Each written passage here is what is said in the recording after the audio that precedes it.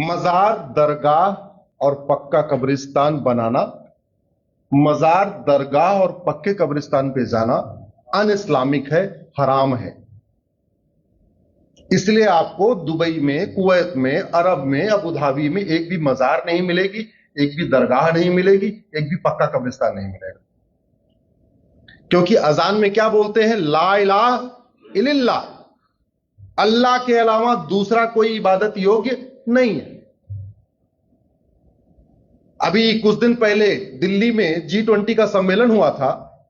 सारे प्रधानमंत्री महात्मा गांधी जी के समाधि स्थल पे गए, राजघाट। लेकिन अरब के सुल्तान, जो बड़े मॉडरेट भी हैं, बड़े मॉडर्न भी हैं, वो नहीं गए वहां पे सर झुकाने। क्यों? क्योंकि किसका वायलेशन हो जाएगा? ला इलाहा इल्लल्लाह, अल्लाह के अलावा और कहीं सर नहीं झुकाना। तो जो चीज इस्लाम में हराम है, जिसको बनाना हराम, जहां पे जाना हराम, वो भारत में वक्फ प्रॉपर्टी कैसे हो सकती? ऐसा तो नहीं हो सकता कि वक्फ डिफिनेशन दुबई में कुछ अलग होगी, वक्फ डिफिनेशन भारत में कुछ अलग होगी। हो सकती है क्या? नहीं। तीसरी बात, जमीन वो दान करेगा जिसके पास जमीन है। जो केंद्र सरकार की किसान सम्मान निधि स्कीम चल रही है, वो उसका पैसा उनको मिलता है जिसके पास 2 एकड़ से कम जमीन होती है। अब जो जिनके पास 2 एकड़ से कम जमीन है, जो किसान सम्मान निधि ले रहे हैं, वो वक्फ कर सकते हैं जमीन? क्या? जोर से बोलिए। नहीं। जो सक्षम है वो कर सकते हैं, लेकिन जो सक्षम है वो बता नहीं रहे कि हमारे पूर्वज ने कितने किया।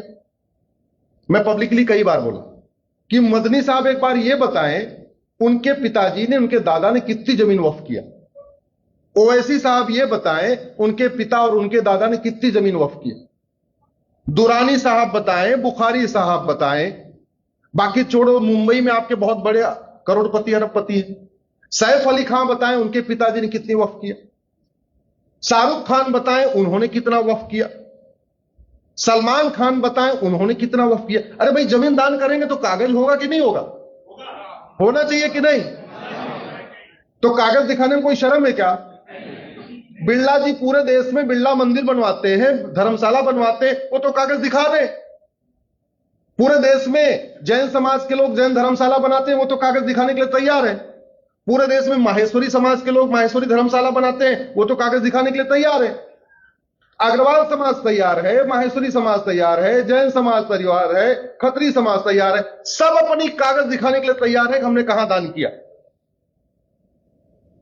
तो कोई फूफा है क्या कि नहीं, हम आपको नहीं दिखाना पड़ेगा, बाकी सबको दिखाना पड़ेगा? यही चलेगा क्या? नहीं। अब इस कानून से दिक्कत कैसे हो रही है? इतनी अनलिमिटेड पावर दे दिया जो दुनिया में कहीं नहीं है।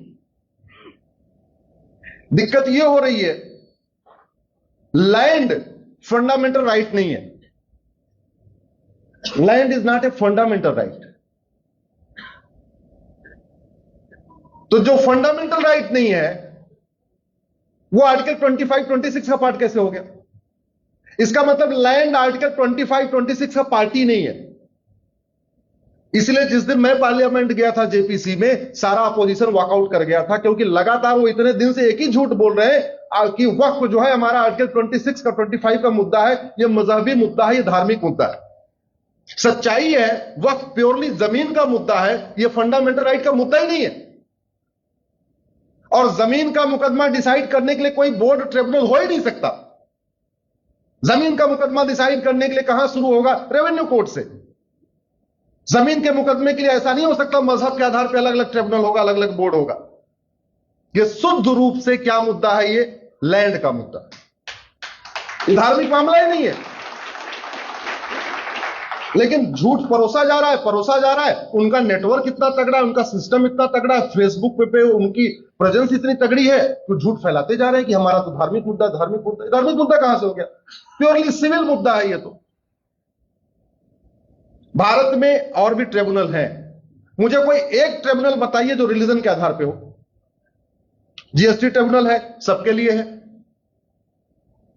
इनकम टैक्स ट्रिब्यूनल सबके लिए, एनजीटी सबके लिए, एनसीडीआरसी सबके लिए, क्लैट, एनक्लैट सबके लिए।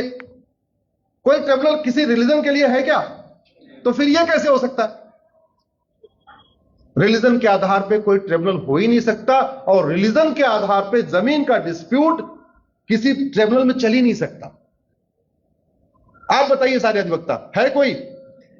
जमीन का मुकदमा तो वहीं चलेगा, पहले नीचे जाएगा, एसडीएम के यहां जाएगा, फिर एडीएम के यहां जाएगा, फिर डीएम के यहां जाएगा, अलग अलग डिपेंड करता है। आपके यहां महाराष्ट्र में क्या व्यवस्था मुझे नहीं पता, यूपी में तो सबसे पहले चकबंदी अधिकारी के यहां जाएगा, फिर एसओसी के यहां जाएगा, फिर डीडीसी के यहां जाएगा, फिर वो हाईकोर्ट चकबंदी कमिश्नर के यहां जाएगा, फिर हाईकोर्ट, फिर सुप्रीम कोर्ट, ऐसे चलता है। लगभग इसी से मिलती जुलती व्यवस्था आपके यहां भी होगी। ट्रिब्यूनल में थोड़ी चल सकता है, बोर्ड में थोड़ी चल सकता है। तो ये वक्फ बोर्ड कर क्या रहा है? ये दो काम कर रहा है। चूंकि इसका हेडक्वार्टर हमेशा स्टेट कैपिटल में होता है, तो स्टेट कैपिटल से 400-500 किलोमीटर के जो दूर लोग बैठे हैं, उनमें जो अमीर होते हैं, उनको तो नोटिस भेजता है, परेशान करता है, एक्सटॉर्शन करता है। उनको बोलता है भाई एक काम करो, आओ, आ जाओ मुंबई। अब नागपुर यहां से कितना किलोमीटर होगा? 500-600 किलोमीटर होगा, 500 होगा, 800 है, ठीक है। अब 800 किलोमीटर सोचेगा यार नागपुर से मुंबई जाना आना जाना आना, एक काम करो 5-10 लाख रुपए देखो, इसको निपटा लो। तो पहला काम वक्फ बोर्ड क्या कर रहा है? नोटिस भेज के एक्सटॉर्शन करता है। दूसरा वक्फ बोर्ड क्या काम कर रहा है? नोटिस भेज के कन्वर्जन कर रहा है। झाबुआ से भोपाल 700 किलोमीटर दूर है, झाबुआ में वो नोटिस भेजता है आदिवासियों को। आदिवासियों ने कभी अपने लोकल थाना देखा नहीं, कभी उन्होंने लोकल तहसील नहीं देखी, आदिवासियों कोर्ट कचहरी में चक्कर ही नहीं होता, और नोटिस भेज के वो कह रहा है काम करो, तुम्हारा पूरा गांव वक्फ प्रॉपर्टी है। बोले क्या करना है? बोले भोपाल आओ जवाब देने। उन्होंने कभी अपना झाबुआ का डिस्ट्रिक्ट हेडक्वार्टर तो देखा नहीं, वो भोपाल बेचारे कैसे पहुंचे? बोले फिर क्या करें? बोले कन्वर्ट हो जाओ तो बच जाएगा। भारत में इससे घटिया कानून हो सकता है क्या? और इसको बनाने वालों से घटिया सरकार कोई हो सकती है क्या? इसको बनाने वालों से घटिया प्रधानमंत्री कोई हो सकता है क्या? इसको बनाने वालों से घटिया कानून मंत्री, घटिया गृह मंत्री कोई हो सकता है क्या? लेकिन सब कुछ इसलिए चल रहा है, हम सारे लोग जानते हुए भी अपने तक अपनी जानकारी लेकर बैठे हुए उसको एक्सपेंड नहीं कर रहे, उसको आगे नहीं बढ़ा। एक तरफ एक्सटॉर्शन हो रहा है, एक तरफ कन्वर्जन हो रहा है, अमीरों से एक्सटॉर्शन, गरीबों का कन्वर्जन, और कह रहे हैं ये हमारा आर्टिकल 25-26 का मुद्दा है, सीधे सीधे लैंड का मुद्दा है। और नतीजा क्या हुआ? इसने 10 लाख एकड़ जमीन कब्जा कर लिया। भारत दुनिया के 50 देशों का क्षेत्रफल 10 लाख एकड़ से कम है, और 50,000 एकड़ इसने आजादी के पहले कब्जा कर रखा था। लेकिन जो ज्यादा कब्जा हुआ है वो 1950 के बाद हुआ है, नेहरू वाले कानून से। नेहरू वाले कानून से केवल 2.5 लाख एकड़ कब्जा हुआ था, और जो ज्यादा कब्जा हुआ है वो 1995 नरसिम्हा राव वाले कानून से हुआ है। और उससे भी खतरनाक कब्जा शुरू हुआ 2013 में मनमोहन सिंह वाले कानून से। जो तेजी के साथ कब्जा होना शुरू हुआ है वो 2013 के बाद शुरू हुआ, जहां यह कर दिया कि जहां हाथ रखा वही तुम्हारी जमीन। पार्लियामेंट को बता दिया वक्फ बोर्ड की प्रॉपर्टी, 1,500 साल पुराने मंदिर को बता दिया वक्फ प्रॉपर्टी, 3-3 हजार साल पुराने गांव को बता दिया वक्फ प्रॉपर्टी। जितनी ऊसर जमीन है वक्फ प्रॉपर्टी, जितनी बंजर जमीन है वक्फ प्रॉपर्टी, जितना खेल का मैदान है वक्फ प्रॉपर्टी, नदियों की किनारे की जमीन वक्फ प्रॉपर्टी, पहाड़ों की जमीन वक्फ प्रॉपर्टी। और नहीं पेट भरा, हाईवे पे जा रहे थे, जहां खाली देखा 1-2 किलोमीटर तक सुनसान, एक वहां पे छोटा सा पत्थर रखा, बोले ये दरगाह वक्फ प्रॉपर्टी। और जा रहे थे, फिर एक छोटा सा पत्थर रखा, बोला ये कब्रिस्तान, ये भी वक्फ प्रॉपर्टी। और देखा और आगे कोई सुनसान 1 किलोमीटर तो कोई नहीं है, एक जो है छोटा सा वो बना दिया मजार, बोले ये भी वक्फ प्रॉपर्टी। इतना बड़ा भारत में खेल इसलिए हो रहा है क्योंकि हम कहीं ना कहीं अपनी ड्यूटी नहीं निभा रहे। बुरा मत मानिएगा, आप सब हमारे भाई हैं, आप सब भाई हैं। अगर आपके सामने मैं कड़वी बात नहीं कहूंगा तो मैं कहां कहूंगा। लेकिन हमारी ये कमी रही कि हम इतने दिन चैलेंज नहीं कर पाए, और चैलेंज भी कर पाए तो बता नहीं पाए सबको। इस पे जो सारा डिस्कशन हुआ है, जब हमारी पीआईएल पे सरकार को नोटिस हुआ उसके बाद ही पूरा डिस्कशन हुआ है, उसके पहले डिस्कशन हो ही नहीं रहा था इसमें। मालदीव का क्षेत्रफल 75,000 एकड़ है और भारत में वक्फ बोर्ड के पास, वक्फ बोर्ड ने 10 लाख एकड़ जमीन पे कब्जा किया हुआ है, यानी 12 मालदीव बन जाएगा भारत में वक्फ बोर्ड के ऊपर। सिंगापुर 1,80,000 एकड़, वक्फ बोर्ड ने कब्जा किया हुआ है 10 लाख एकड़, यानी 5 सिंगापुर बन जाएगा, फिर भी 50,000 एकड़ जमीन बचेगी। बहरीन 1,90,000 एकड़, वक्फ बोर्ड के पास 10 लाख एकड़, 5 बहरीन बन जाएगा। हांगकांग 2.5 लाख एकड़, वक्फ बोर्ड के पास 10 लाख एकड़, 4 हांगकांग बन जाएगा। डेनमार्क 3.5 लाख एकड़, वक्फ बोर्ड के पास 10 लाख एकड़, 3 डेनमार्क बन जाएगा। मॉरिशस के पास 5 लाख एकड़, वक्फ बोर्ड के पास 10 लाख एकड़, यानी 2 मॉरिशस बन जाएगा। लग्जमबर्ग के पास 6 लाख एकड़, साइप्रस का एरिया 8 लाख एकड़, जॉर्जिया का एक एरिया 9 लाख एकड़। ऐसे दुनिया के 50 देश हैं जिनका क्षेत्रफल 10 लाख एकड़ से कम है, और भारत में एक घटिया कानून के कारण 10 लाख एकड़ जमीन पे कब्जा हो गया। हम देखते रह गए, हमने इसके खिलाफ आवाज नहीं उठाया। चलो, जो हुआ सो नहीं हुआ, अब आगे से आवाज उठाना है कि नहीं? आवाज उठाने का तरीका मैंने आपको बताया। पति पत्नी मिलके 10,000 लोगों को जोड़िए, अपने अपने नाम से फ्रेंड बनाइए। ना आपका नाम राम है तो 5,000 राम को जोड़िए, पत्नी का नाम गीता है तो वो 5,000 गीता को जोड़े, टोटल हो गए 10,000। फेसबुक पे लिखना शुरू करिए, आपस में चर्चा करना शुरू करिए, जहां मौका मिलता है बोलना शुरू करिए। टाइम मिलता है तो सांसद से बात करिए, टाइम मिलता है विधायक से बात करिए। और सांसद विधायक, आपको, आपने वोट दिया चाहे नहीं दिया, सांसद विधायक किसी पार्टी का नहीं होता है। जब तक वो चुनाव लड़ता है तब तक पार्टी का होता है। जैसे वो संविधान की शपथ लेता है वैसे वो सबका हो जाता है। याद रखिएगा, इस डिफरेंस को समझिए। जब तक वो चुनाव लड़ता है तब तक वो किसी पार्टी का होता है।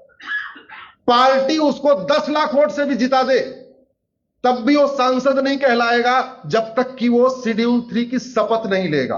और जब उसने शेड्यूल 3 की शपथ ले लिया तब वो किसका हो गया? सबका।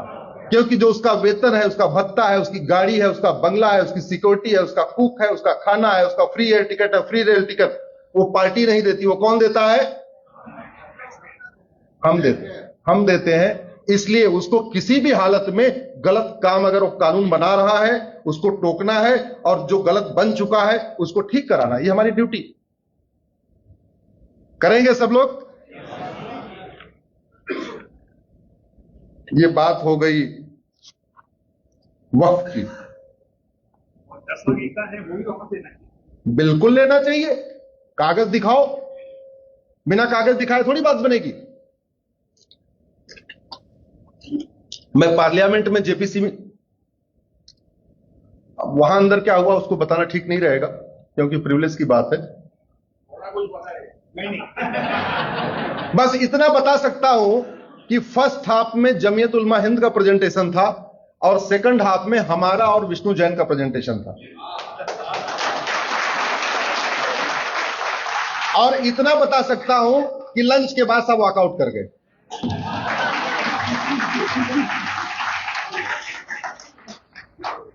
उसमें नोट्स में क्या लिखा वो नहीं बता सकता हूं।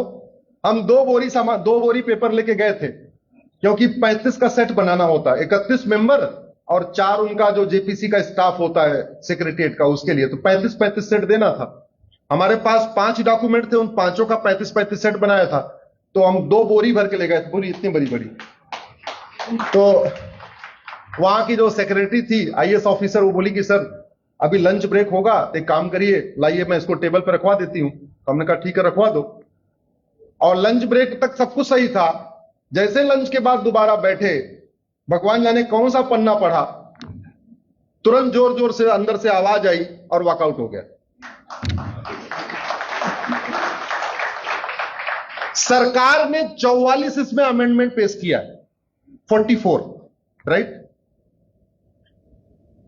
लेकिन अभी भी वो एकदम बिल्कुल दुरुस्त नहीं हुआ। आर्टिकल 14-15 के स्पिरिट में अभी भी नहीं आया। हमने 22 अमेंडमेंट और बताया है, तो टोटल कितना हो गया? 66। अब मुझे आप बताओ, जिस पहिए में 66 छेद हो जाए उसको पंचर बनवाना चाहिए या पहिया बदलना चाहिए? यही बात मैं बोल के आया हूं।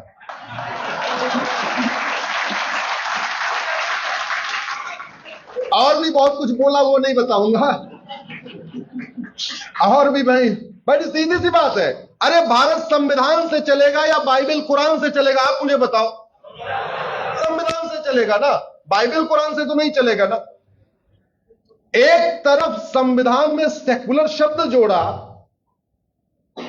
और वही पॉलिटिकल पार्टी वक्फ बोर्ड बना रही है, वक्फ ट्रिब्यूनल बना रही है। इससे बड़ा गिरा हुआ काम क्या हो सकता है? अभी परसों ट्यूसडे को सेकुलर शब्द पे सुनवाई है सुप्रीम कोर्ट में।